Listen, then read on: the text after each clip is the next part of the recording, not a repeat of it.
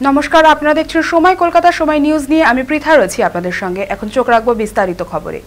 দুর্ঘটনার কবলে রাষ্ট্রপতি দ্রৌপদী মুর্মুর হেলিকপ্টার। জানা যাচ্ছে বুধবার কেরলের প্রমাদম স্টেডিয়ামে জরুরি অবতরণের সময় ভেঙে যায় হেলিকপ্টারের একাংশ।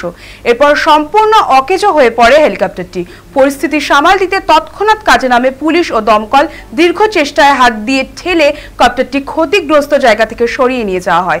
দুর্ঘটনায় বিশাল কোনো ক্ষয়ক্ষতি হয়নি বলে জানা যাচ্ছে। রাষ্ট্রপতি 4 দিনের সফরের জন্য শবরীমালা মন্দিরে যাওয়ার সময় ঘটনাটি ঘটে। 4 দিনের এই সফরে গত মঙ্গলবার সন্ধ্যায় তিরুবনন্তপুরমে পৌঁছান রাষ্ট্রপতি মুর্মু।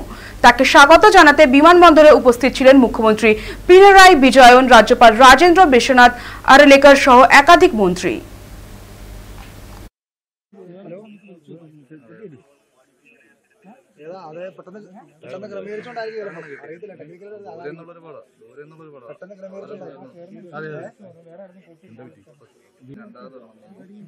മൂന്നാമത്